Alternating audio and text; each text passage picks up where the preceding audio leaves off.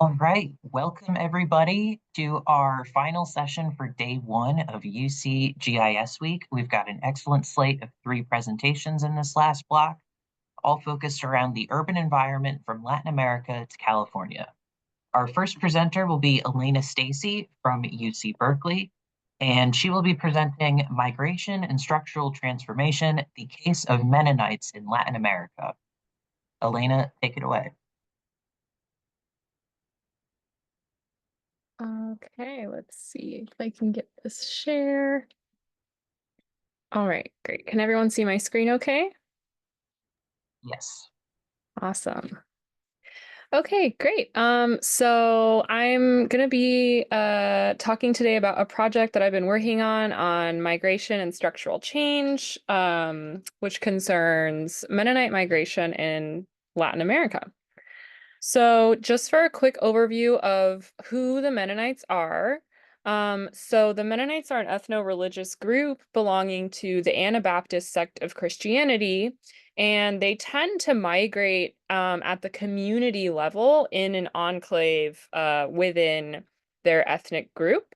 They tend to specialize in agriculture, and they have a low propensity of transforming into other sectors of the economy for cultural reasons. So that means as the rest of the economy might develop away from traditional agricultural economies, the Mennonites ethnic enclaves are going to tend to continue to practice agriculture. And so if you're not familiar with the Mennonites, they're quite similar to the Amish in that they often wear plain clothes and don't have a very high adoption of technology and kind of keep to themselves and are quite insular. And so there is heterogeneity across Mennonite settlements in terms of how much they might participate with the surrounding market. And in the case of Latin America, Mennonites were typically historically encouraged to migrate into the nation by the government and given a lot of religious freedoms in exchange for their agricultural productivity that they would be bringing to the nation during historical nation building. This is coming at a time in which we're observing Mennonite colonization continuing to expand into many lower and middle income countries that have a large amount of land resources available with which the Mennonite colonies might be able to engage in agriculture and sort of have privacy and be able to practice their religion freely. So this is happening in Suriname, Peru, Angola, the Democratic Republic of the Congo, Ethiopia, and many other parts of the world. So that's just kind of a quick introduction to the Mennonites relevant for this project. And then, so here's a quick map that shows you sort of how the Mennonites have flowed into Latin America throughout history. So you see them first coming over from Canada in the 1920s to Mexico and Paraguay, and kind of continuing to expand within Latin America from those initial destinations that they went to, and continuing through the 2010s and to today. So this is almost a 100-year long, or this is over a 100-year long migration at this point. So in the news right now, Mennonites are sort of being attributed to the growth of the agricultural sector and some infrastructure in the parts of the world that they're moving to in Latin America. And so in some cases, people believe that the Mennonite colonies have brought new crops and lots of productivity to the agricultural sector in a new market.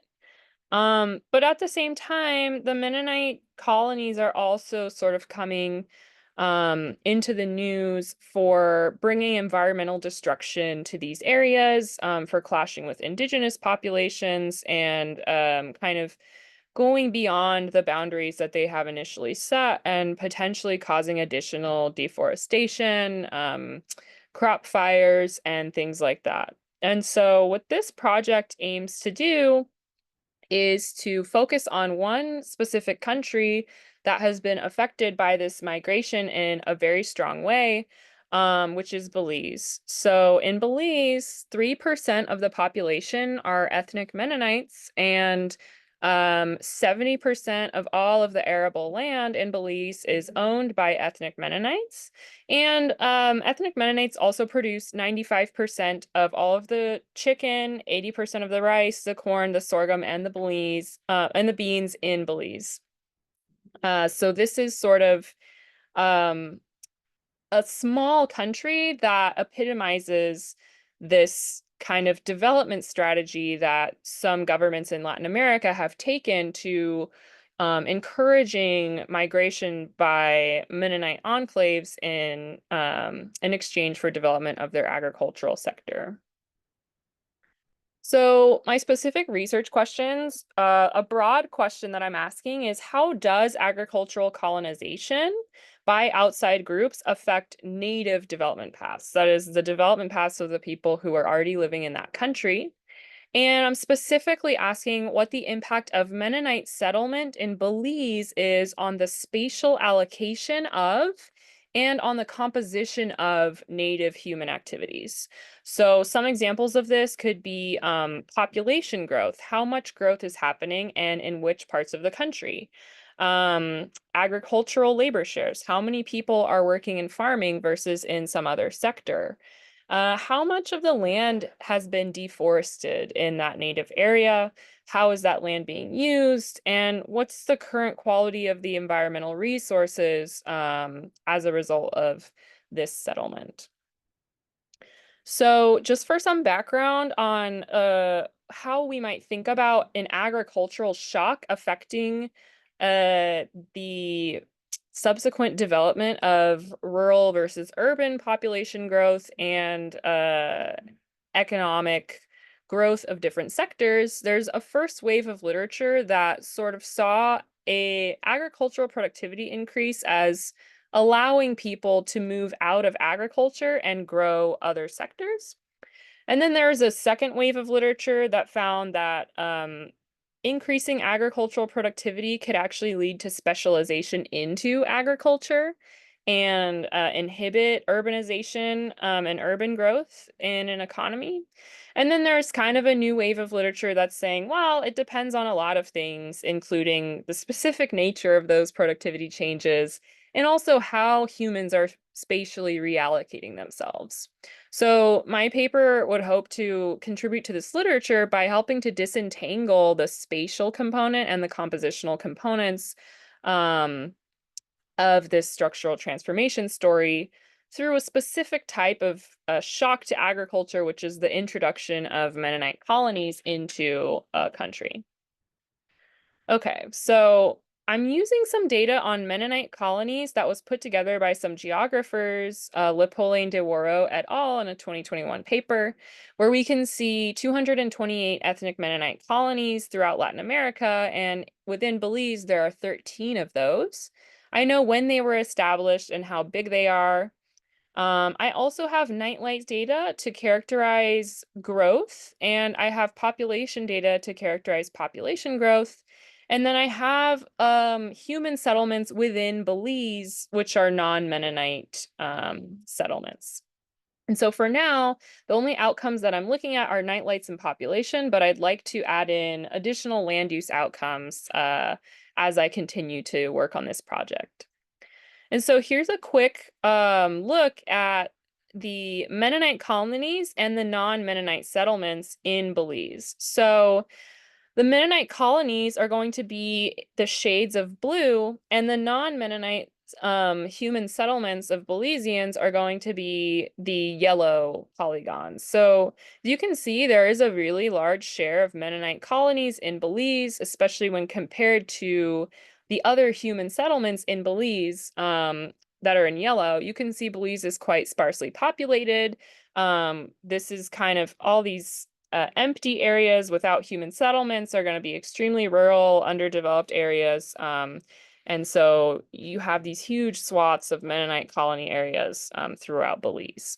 And the color shading here is just to illustrate to you when those colonies were established. So the darker ones were kind of established earlier, closer to the late 1950s, and the lighter ones are popping up in the modern day. So what I do is for every human settlement in Belize, I calculate its distance to their nearest Mennonite colony. And then I just categorize those based on whether you're very near to a Mennonite colony, you're middle of the road near Mennonite colony, or you're very far away from a Mennonite colony, very high distance. And I do this using simple straight line distances, and then again, using road distances, and I compare my results for each version of this. So the results of just a bin scatter showing me averages looks like this. So for light intensity, what we're seeing here on the x-axis, we have number of years since your nearest colony was established, and on the y-axis, we have your average light intensity. What we see is that the first tercile, those human settlements that are the closest to Mennonite colonies, are seeing a sharp increase in their light intensity after a Mennonite colony is established nearby. And places that are farther away from Mennonite colonies are actually getting darker. It looks a little bit different for road distance, but you're still kind of seeing this same pattern. And then I redo this again for population mean and population sum in each human settlement, and similarly find that it appears that these human settlements are increasing in population after Mennonite colonies show up, and they are either trending flat or maybe even decreasing a little bit after Mennonite colonies show up if they're farther away. And so these are just simple means. There's no controls here, but I'm still hoping to kind of go from here and do some further analysis. But I did run regressions with time fixed effects and find similar results as well. But moving forward, what I would like to do is generalize this empirical strategy to the pixel level rather than the human settlement level, so that I can extend this analysis to potentially more geographies besides just Belize, because there are 8 or 9 affected countries throughout Latin America. And I'd like to redefine the treatment of Mennonite colony exposure in terms of all of the Mennonite colonies within the country instead of just your nearest Mennonite colony, because your nearest Mennonite colony is a kind of rudimentary definition of how affected you are by the Mennonite colonization. And then taking into account that those colonies are coming in at several different time periods throughout history. And then I'd like to add in some geographic controls to consider idiosyncratic geographic trends, pre-existing urban clusters, and things like that. So the next steps on this project will be to keep working on that analysis, generalize it to the pixel level, add in some additional countries, and also take a look at a lot more of these really interesting outcomes, such as urban versus rural population density, land use classifications, and some of those environmental outcomes like deforestation, NDVI, crop yields, and etc. Okay, so that's all I have for now, and I'm happy to take questions. Thank you. Thank you so much, Elena. I was not aware of the Mennonites in Central and South America. That's really fascinating to me. And yes, please put your questions in the chat, and then we're going to address them at the end of our 3 presentations. Oh, got it. Our next presenter is Veronika Vucetic of UCLA, and she will be presenting on Invisible Urban Geographies, Cartographic Approaches to Visualizing Anti-Homeless Topography in Venice, California.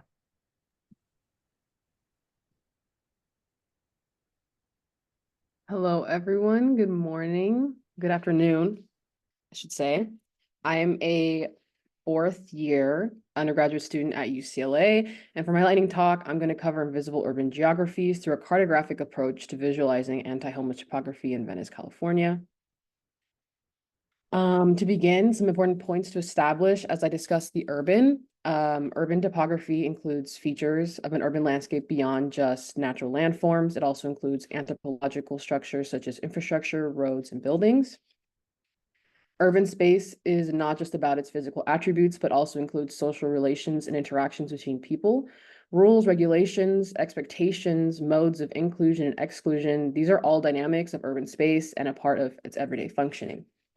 The social dynamics of urban space feature inclusion and exclusion practices that regulate the type of behaviors considered to be accepted and encouraged within the socio-ecosystem. Social hierarchies are embedded into the urban topography and otherize groups of people on lower rungs of various axes of social categories. Here are some examples of visible anti-homeless topography that we are likely all aware of. Benches that have railings or spikes to keep people from sleeping on them, planters used to beautify the city and occupy space where homeless encampments frequently pop up, illegally red painted curbs used to limit parking of RVs and campers. These are all visible physical attributes present in the urban topography. Aside from these physical attributes to the urban topography that target and house people and exclude them from public space, there are also invisible mechanisms that do the same work. If you're not someone that is unhoused yourself or is studying urban poverty, it can be very easy to miss. In particular, municipal codes that outlaw the use of public space are ways that urban topography is cultivated to exclude unhoused people from the public eye. This is the focus of my presentation today as I use Venice, California as a case study to make visible this anti-homeless topography and the struggles unhoused people face traversing and surviving in the city. Under the mentorship of Samuel Lutzker, a UCLA sociology PhD candidate, I worked with the Council District 11 Coalition for Human Rights group to map the proliferation of this municipal code 80694 that outlaws the overnight parking of oversized vehicles. We wanted to make visible these parking restrictions and examine its impact in targeting unhoused people who live in their vehicles. People that violate this restriction are hit with parking tickets and eventual vehicle impoundment, more fees for those already financially struggling, and pushing them to lose their last forms of shelter and eventually end up on the street. Rather than create more safe parking areas for people living in their vehicles, the local government focuses on lining the streets with these parking restrictions to continue to banish poor people from public spaces and the urban ecosystem. Each volunteer from the CD11 Coalition for Human Rights group was given a neighborhood within our study area of Venice to visit and document the parking restrictions. They noted the parking regulation, where they began and where they ended. As field data collection is an especially strenuous task and our need for utmost accuracy, audits were conducted for the more tedious streets or anywhere I felt needed to be rechecked and were completed after the initial round of data collection. I spent months inputting this data into the QGIS software, line by line, street by street, and included the start and locations of these parking restrictions.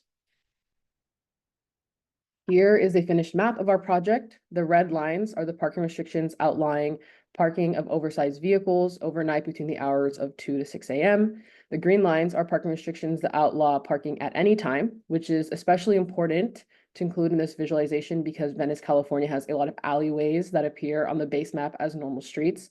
As you can see, our study area of Venice is becoming increasingly inaccessible for those living in their vehicles.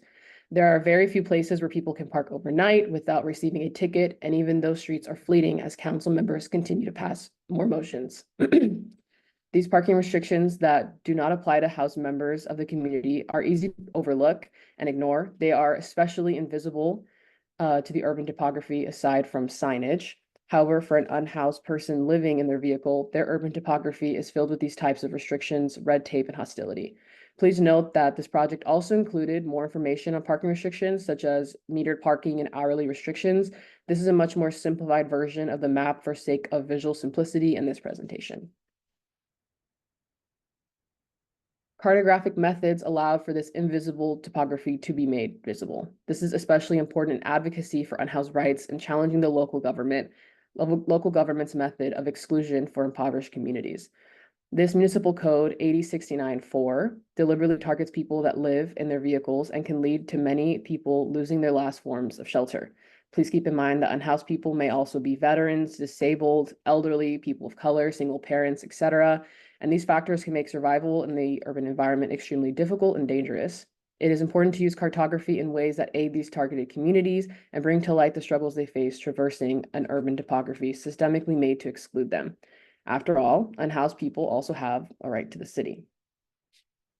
Thank you all for listening to my talk today, and special thanks and credit attributed to my mentor, Samuel Lutzker and Peggy, and the CD11 Coalition for Human Rights team for their guidance, assistance, and support during the project. If you feel the need to reach out for more information, I have my email listed there and the email for the CD11 for Human Rights. Thank you so much, Veronika. We are now going to move into a closely aligned topic with a team from UC San Diego, led by Julie Wartell, on the Homelessness Hub at UC San Diego, using GIS to understand a complex issue. Actually, thank you. And I am ready to go, but my 3 undergraduate students were just getting out of class, and I was told we wouldn't start before 3:30. So they should be here any minute, but I don't know if you want to maybe have some questions for the first 2, and then we can follow up in a few minutes. Sure, I don't see why not. And we already have some great questions in the chat. So I see a few for Elena. Kinshada asks, can you say more about pursuing level of pixel analysis? How does this report out, or what can you interpret, or what conclusions can you make from analysis at the pixel level? Yeah, great question. So what my analysis is currently doing is taking some summary level statistics within a polygon that represents a human settlement, and then seeing how those summary statistics change as a result of Mennonite colony establishment. And what the pixel level approach would do is essentially instead take that unit of analysis and change it into a square pixel of that is just like representing an arbitrary point in space rather than a human settlement.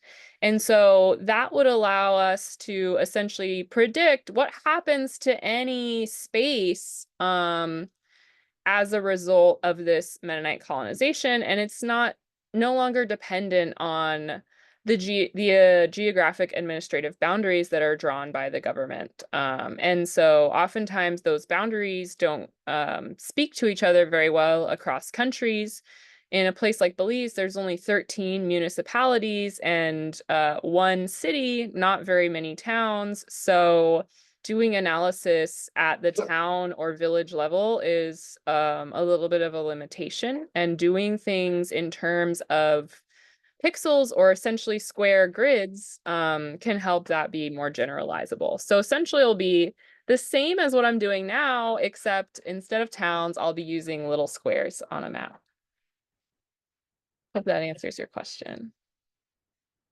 And there's another question for you from Eva, asking if you have a suggested workflow for your method. Oh, this is a a tough one. So I guess the workflow that I've used here is essentially to find a series of spatial data sets that are representative of the features that I'd like to analyze, and then go ahead and convert those into a data set that I can use and manipulate. So what I would recommend doing is essentially finding, like I said before, geographic administrative boundaries for the location that you'd like to analyze, and then thinking about what the unit of analysis, like spatial unit of analysis, you'd like to use. Is it a pixel? Is it a town? And then pulling that data together is kind of the place to start analyzing those things. I'm seeing another question, but I don't. Yeah, there's a question from Liam. Have you thought about how to include the potential growth of colonies into your analyses? I'm thinking about how you could potentially identify or analyze maybe faster growing colonies if they have more influence. Mm-hmm. Yeah, so I at this time I'm observing colony boundaries at one point in time. So it's a snapshot of the colony boundaries. recognizing the fact that over time, those colonies might have gotten bigger or smaller, most likely bigger. And that's not something that I'm really taking advantage of at all, because I would need to construct new data to observe the size changes in those colonies, and I don't have that at this time. But one thing I would like to do is to incorporate the size of the colony into the analysis, like you're suggesting. Essentially, a larger colony is probably going to have a bigger effect than a smaller colony, and that's something that I am planning to include in my next iteration. And Amy asks you if you could speak to the agricultural practices that they lean towards, monoculture or polyculture within a single community. And are these products going into the local economy? Yeah, so it does depend on the colony. The larger colonies are typically looking like a large agricultural operation, that's going to lean towards cash crops, intensive, not necessarily one single crop, but you're looking at like your typical like soy, dairy, beef, chicken, would be like the large crops that were happening within those colonies. And then a smaller colony, that's even more sort of traditional and insular, would be looking something more like subsistence oriented agriculture. That would be more like a polyculture within the community. And that's another thing that I would really like to exploit as an area of heterogeneity in the analysis. Great question. And we've got a question for Veronika from Lupe. Lupe asks if you were going to potentially add some of the hostile architectures to your map, like the bus stops without shade, public spaces with extra bright lights, things like that. Thank you for the question. I've definitely had discussions with people part of the CD11 Coalition for Human Rights about adding more data. They've specified that they would like more data on like illegally red painted curbs and outside dining that has taken away from available parking areas. It becomes a little bit more difficult when it comes to getting that data, because so much of it is reliant on like field collection. And a lot of the volunteers for CD11 are a lot, older and technological. They're not more, they struggle with technology sometimes, which has made the process of collecting field data a little bit difficult. They prefer to write on like physical paper maps rather than uploading or typing into like a Google Sheet. So in terms of bandwidth for collection of data, we don't really have that at the moment, but I do have plans to transfer our data to ArcGIS, where I can make it a more interactive map, make it easier to use, and maybe send out the link to communities of unhoused people who may need information of, oh, where can I park and not park? And aside from that, I also want to look into like the legality and legal framework surrounding the municipal codes and like take it to a more legal analytical perspective. And another question for you, Veronika, from Thala. Do you know whether the LA Municipal Code applies to LA County at large or the city proper? I believe right now it's the city proper. It's passed via motions for like the different city council districts. And if you live in the LA area, I've seen them in my own neighborhood pop up, and they haven't been a huge thing in the LA area until recently. Same with the municipal code 4118. They've really ramped up passing these, sometimes in sweeping motions and sometimes quasi legally. So yeah, I'm not sure. It definitely could be expanded to the county, but that would have different county frameworks for passing those. And it looks like our group is here for our final presentation. So we'll resume with these questions at the end after Julie's group presents. So week 2, the Homelessness Hub at UC San Diego and using GIS to understand a complex issue. Excellent. Thank you very much. And thank you all for the great presentations beforehand. And Like you said, this is very similar in terms of the issue, and we'll get into it. So I'm Julie Wartell. I am a faculty member and researcher at UCSD. And with me today, I have three of our awesome undergraduate students, Patricia, Lily, and Haven.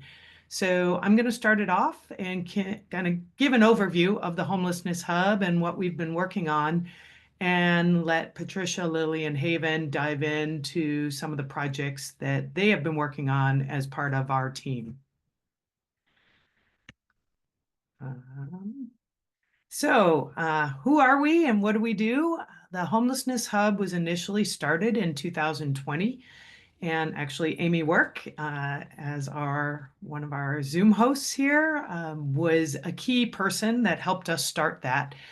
And it really got started when some fellow faculty members were part of a research group. So there was a semi-organized group of any researchers affiliated with a university in San Diego County were meeting every quarter and just talking about the research they were doing, etc.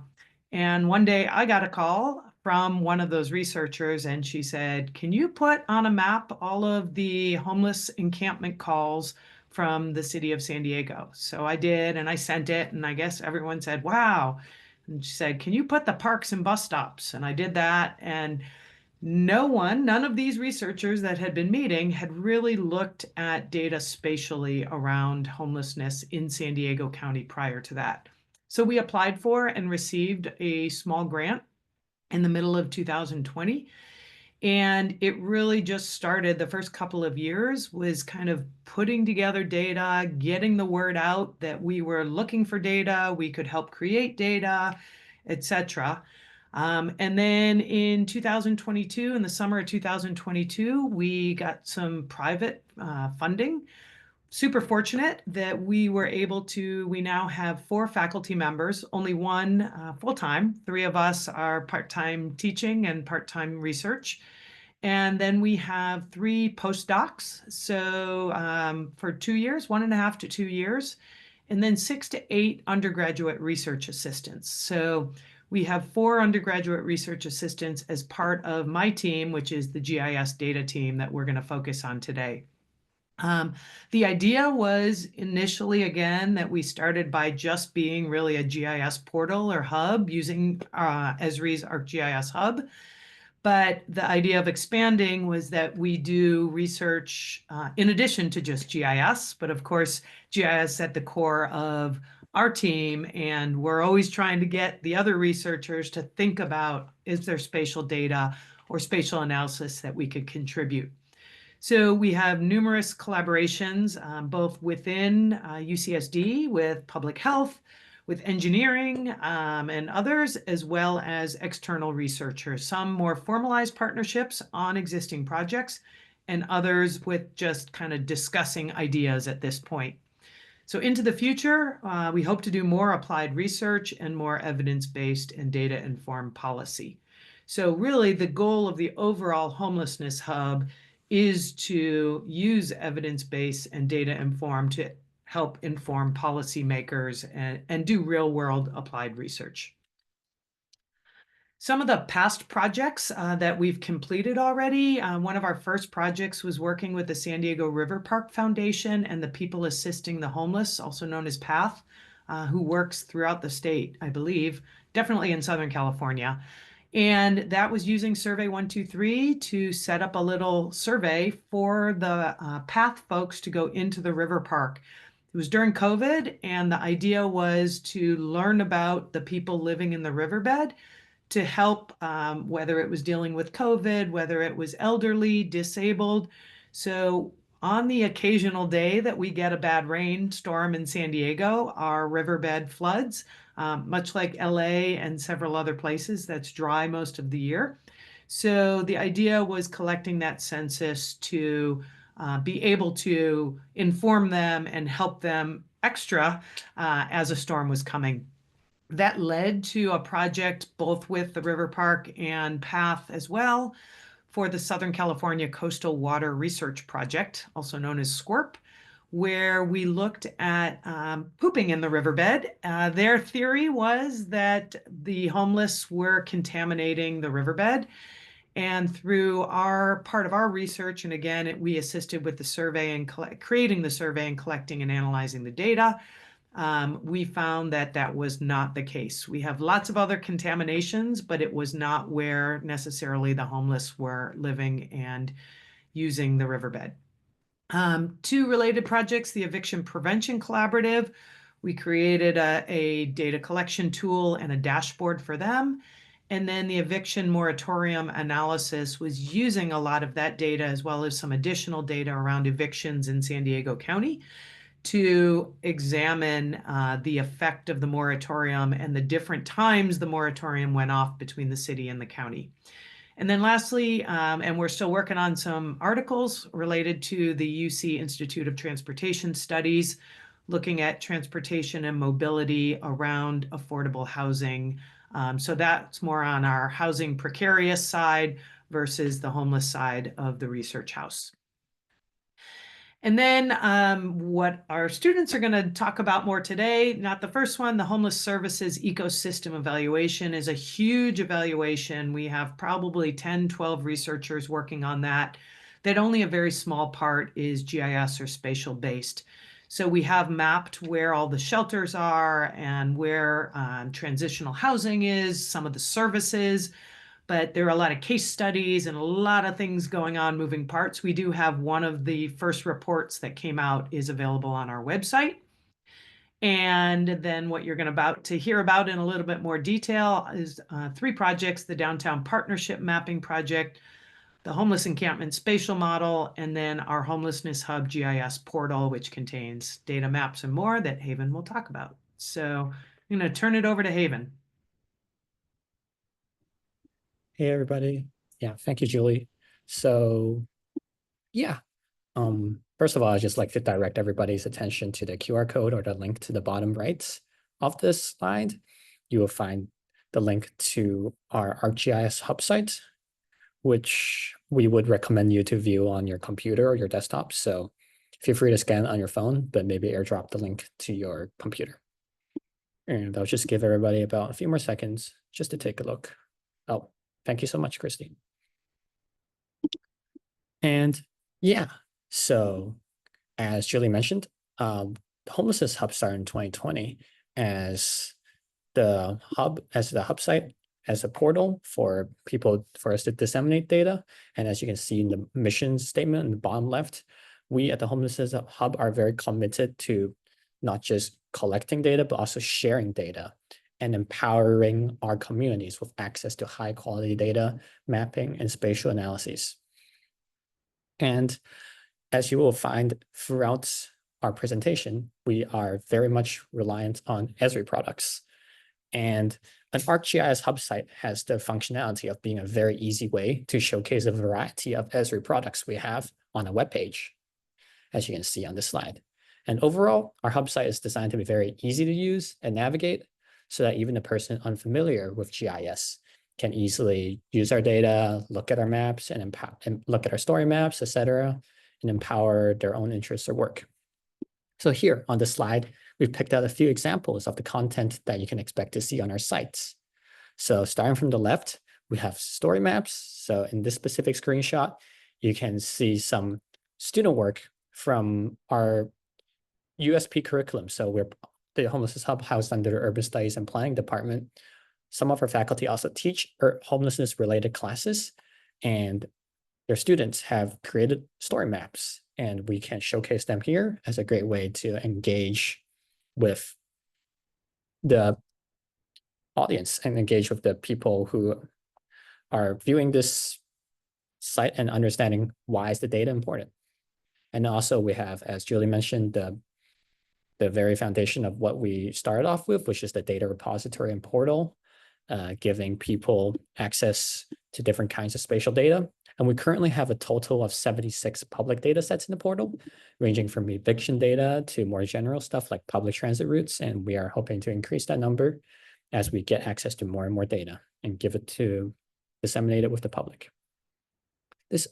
Thirdly, this colorful map you see here is our make our own map application, which we built using ArcGIS's Experience Builder.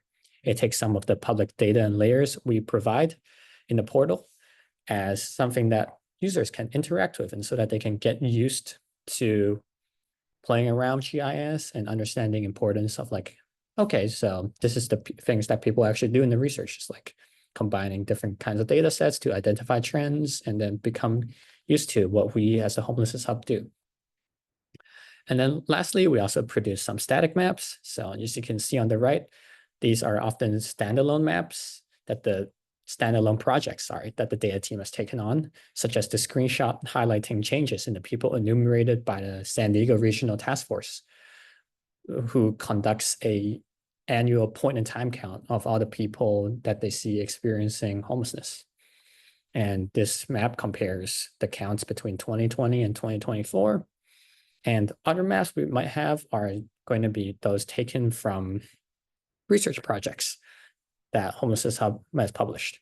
Also, we have a lot more stuff, such as a dashboard, which my colleague Lily will speak about later.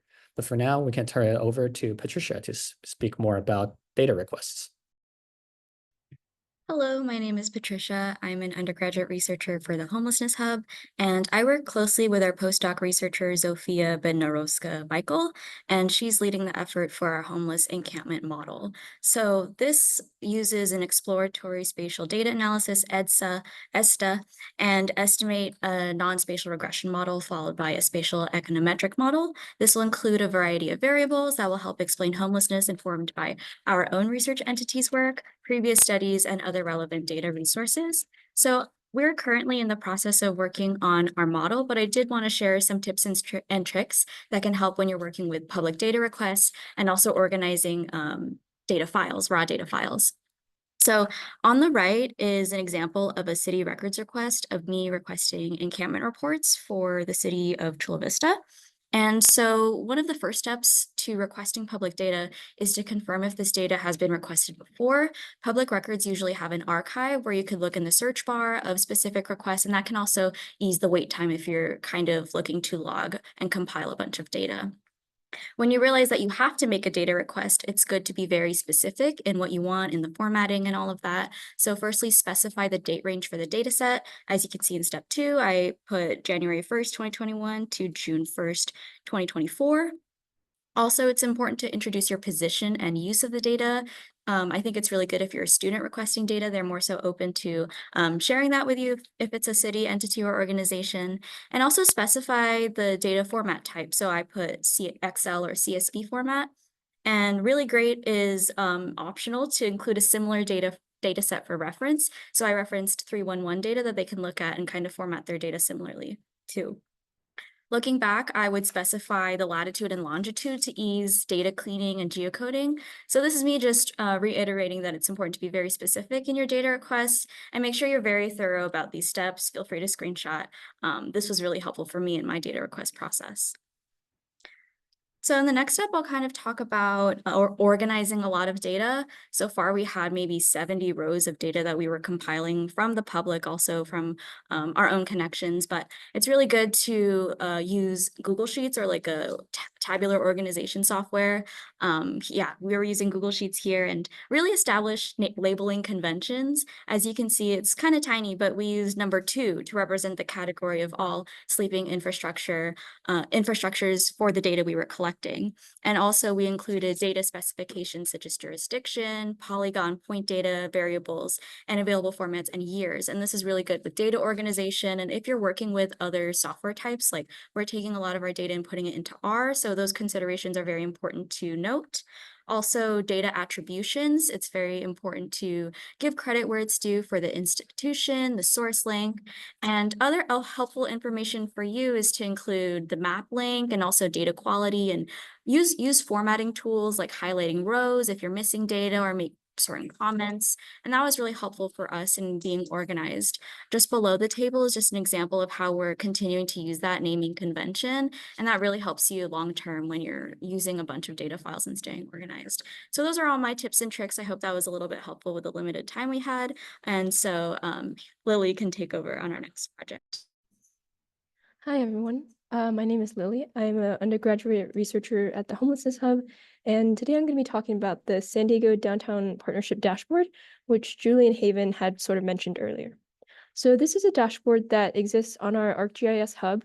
It shows the geographic locations of people experiencing homelessness from 2014 all the way to 2024.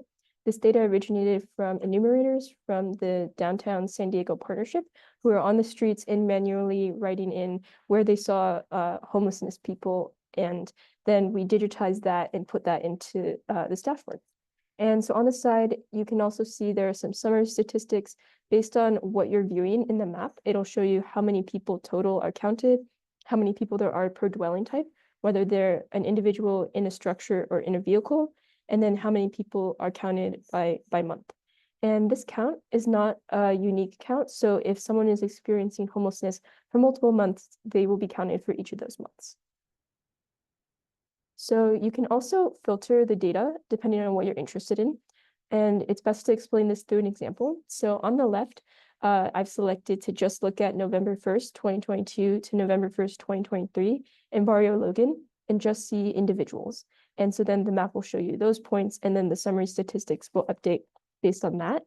And then when looking at dwelling type, from May 2018 and onwards, the Downtown Partnership staff had counted 1 person per 1 individual, 1.75 people per tent, and 2.03 people per vehicle.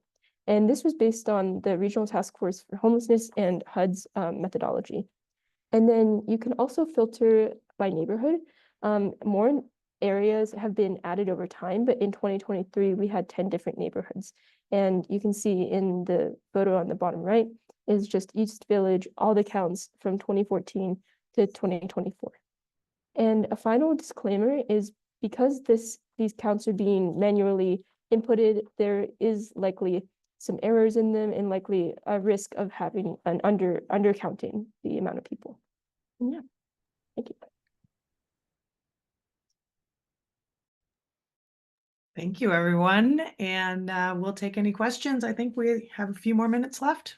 I'll stop share. We do indeed. Let's have a quick virtual round of applause for all of our great presenters in this time slot.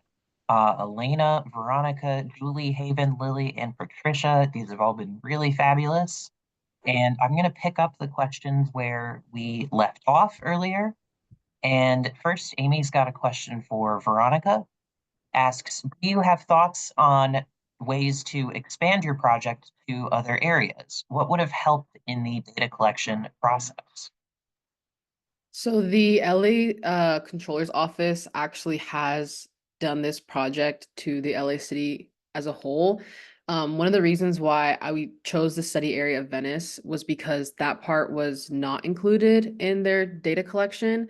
Instead of taking like volunteer field data collection, they went a route of scraping like city council files, which works to catch most of them, but it can miss some of them that are hidden in other motions or were passed under a specific ordinance like the ones in the Venice coastal area.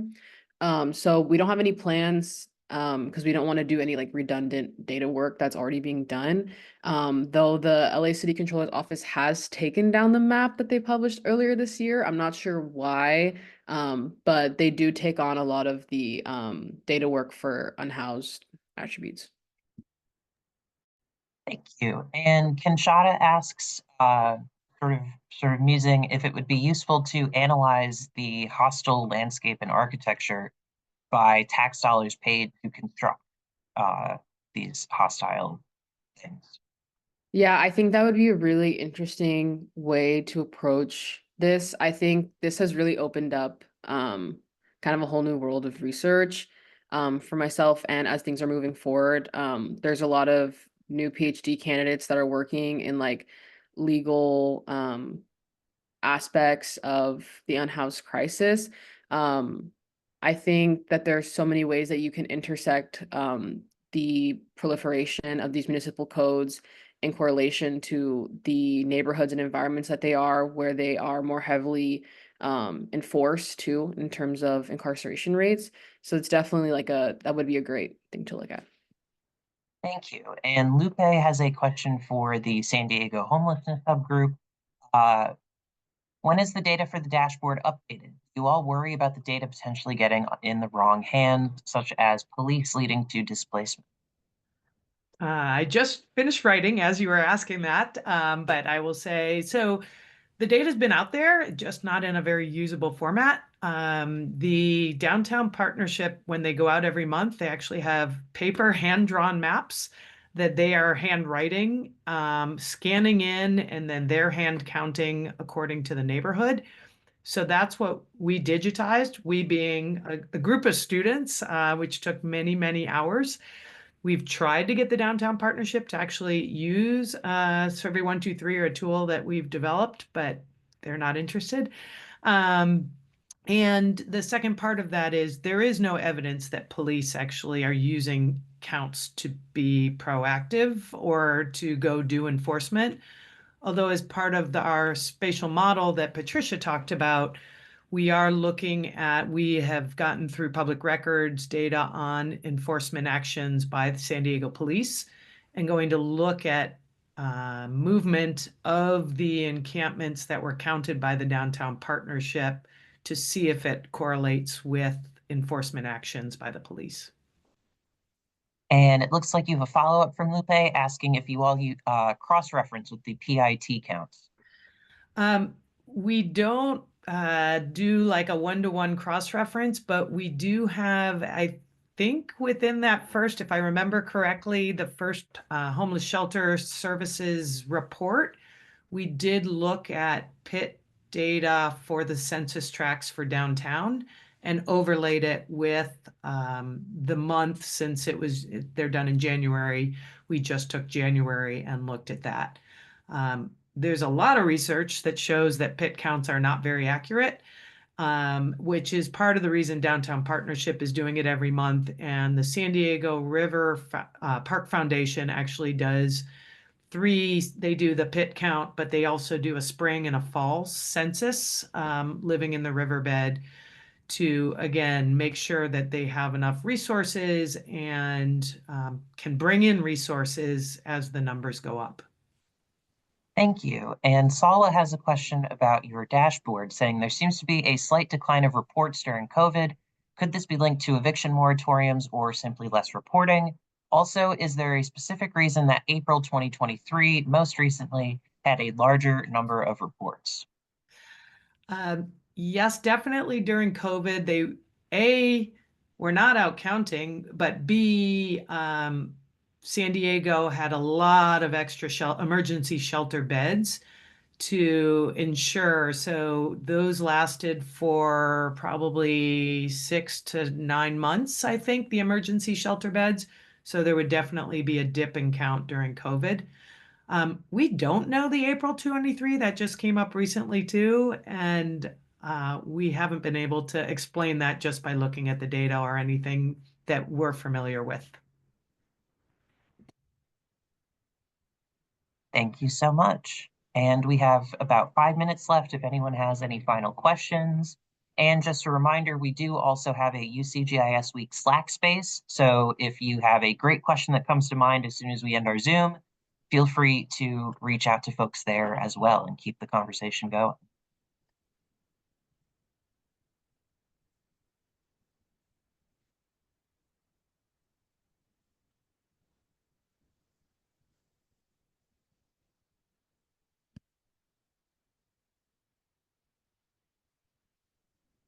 Sounds like people are done. Thank you for hosting GIS Week and having us speak. Thank you all for being here today. We have 2 more great days of presentation scheduled, so we hope we will see you all tomorrow and Thursday as well. So I hope everyone has a great rest of their afternoon and happy GIS Week. Thank you, everyone.